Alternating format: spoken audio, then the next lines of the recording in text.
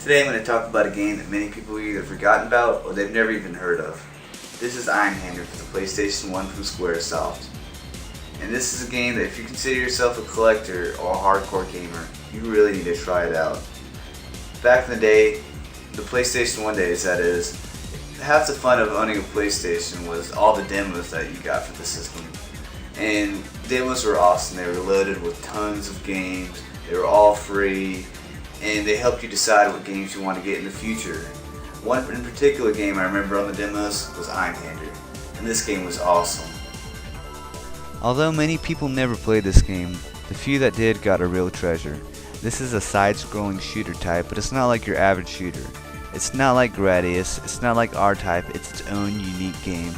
There wasn't shields or an endless barrage of missiles and bullets to cover the screen to help you out. There was no options in the game to follow you around and multiply the amount of firepower you projected. Instead, you have a main machine gun that was very weak. It took time to kill most of your enemies, and the only upgrades you got were weapons to go with your main machine gun. You got weapons like the cannon that helped you maw down hordes of enemies, a spread gun to cover the field, you got a grenade launcher to blow things up from shorter range, heat-seeking missiles to help out on all the weird bosses. You even got a weird lightsaber type weapon that attached to your vehicle and you slash through most of your enemies. Here's the catch though, the bullets that you use with the upgraded weapons can run out. And the only way to get more bullets was to kill certain enemies that carry the type of gun you're using to refill your supply. But if you get another type of weapon, you lose your previous weapon, which can make the game a great strategic challenge. One thing that's cool in Einhander is when you start off the game, you can select 3 different types of ships. Your first ship, you can get 2 special weapons and shoot them at the same time. Now when you run out of bullets for one of the weapons, you revert back to your regular standard machine gun.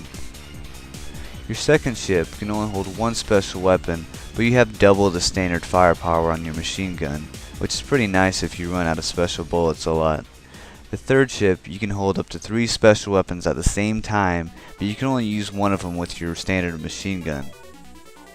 One thing that makes Einhander very charmful and fun to play are the bosses in this game. I love the bosses in the game because they're challenging. They can really aggravate you, but you can still have a lot of fun with them.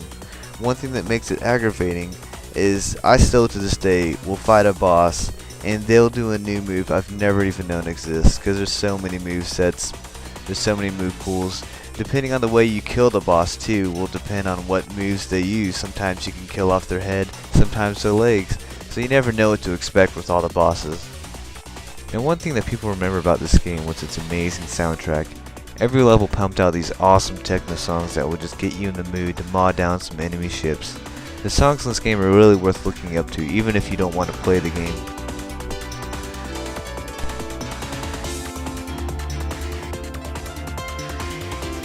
Now this game can be challenging for the average gamer, so I wouldn't suggest it to everyone.